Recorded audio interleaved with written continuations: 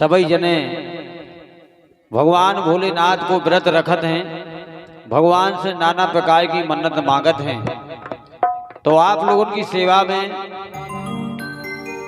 ये सावन का पावन पुनीत महीना है और सावन के माध्यम से आप सबके बीच में ये गीत है, गीत के गाने सुने, आप आनंद लें।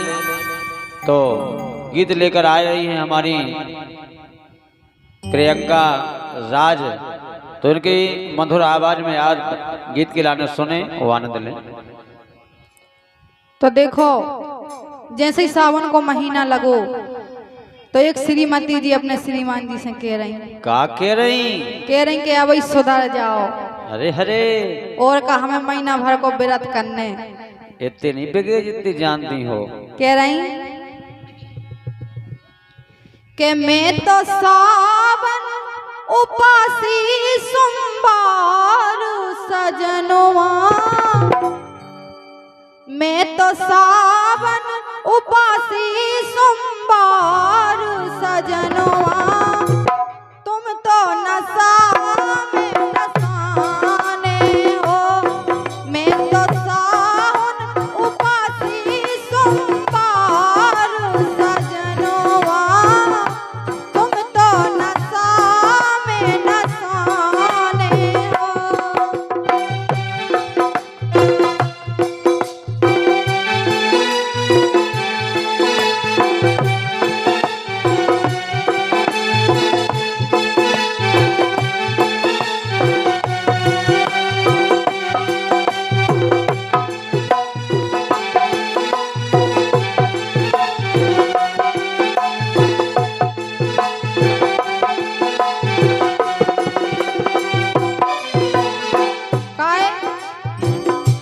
बिल्कुल 24 घंटा नशा करें, यही से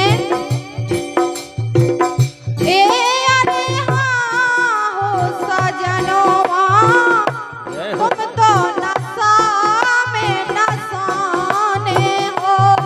अरे हाँ हो सजनवा, तुम तो नशा में नशाने हो।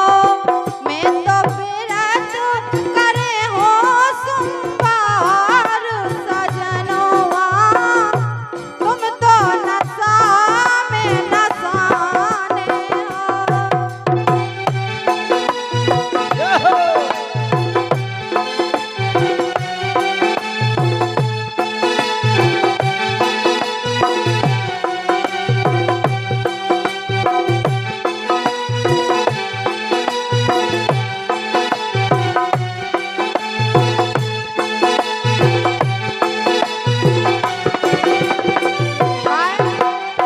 कह रहे ए अरे हाँ हो सजनवा, व्रत भंगो ना करो दैयो।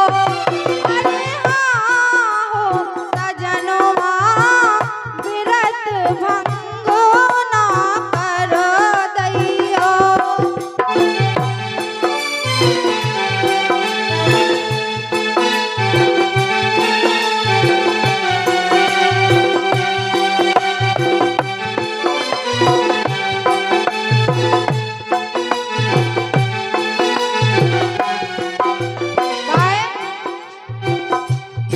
मोरी बेनती है, मोरी बेनती है 100 बार सजनवा।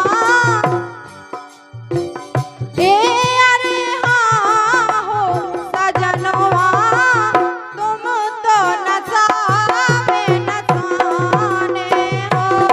मैं तो सावन उपासी सोमवार सजनवा,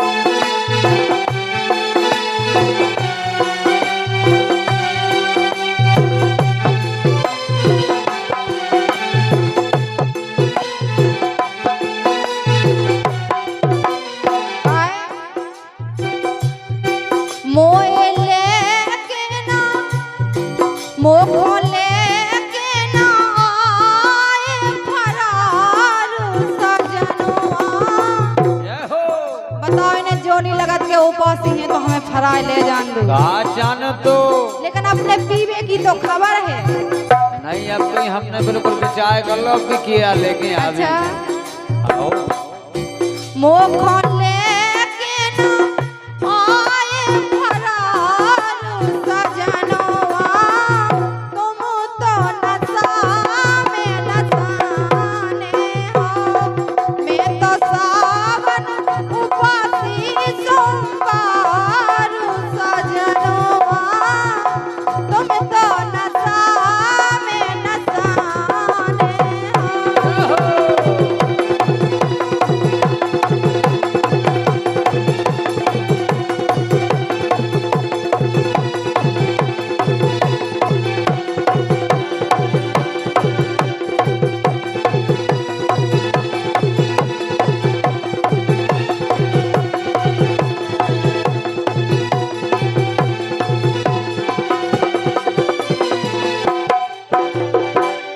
कह रही हमने तो पता नहीं काका सोची थी कई सावन के महीना में अच्छे अपन दुई जने जे घूमबे दर्शन करबे।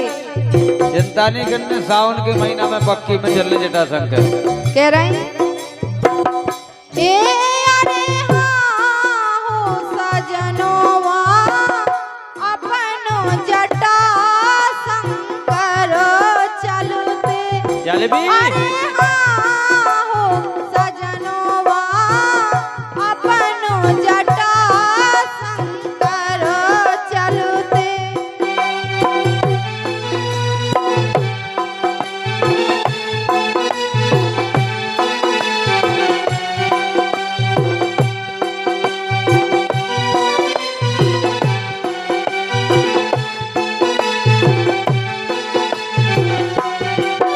आए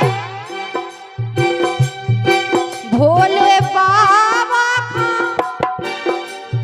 जटाशंकर जाते तो भोले बाबा का लेती ढारू सजनवा। जनवा ओए का भोले बाबा का लेती ढारू सजनवा, तुम तो नशा में नशाने हो। मैं तो सावन उपासी सोमवार सजनवा, तुम तो नशा में नशाने हो।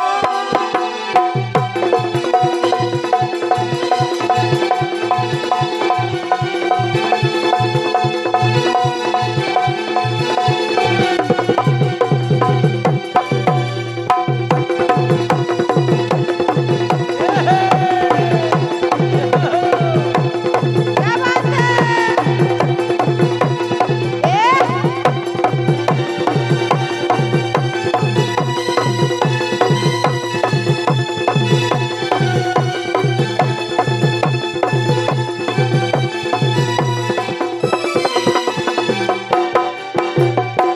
लेकिन आखिरी में बेचारी पछता रही हो। कह रही क्या कह रही? ए अरे हाँ हो सजनवा, जनवा ए अरे हाँ हो सजनवा, तुमसे भला मौका से मिल गए। अरे हरे राम दी करम ही फूट गए हमारे तो। राम राम, ऐसे सुख मिल गए। ए अरे हाँ हो सजनवा, तुमसे भला मौका से मिल गए। काहे कैसे जाने थे? रसिया तुम हो,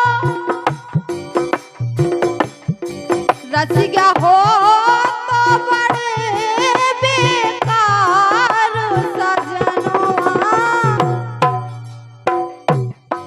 रसिया हो तो बड़े बेकार सजनवा, तुम तो ए रसिया हो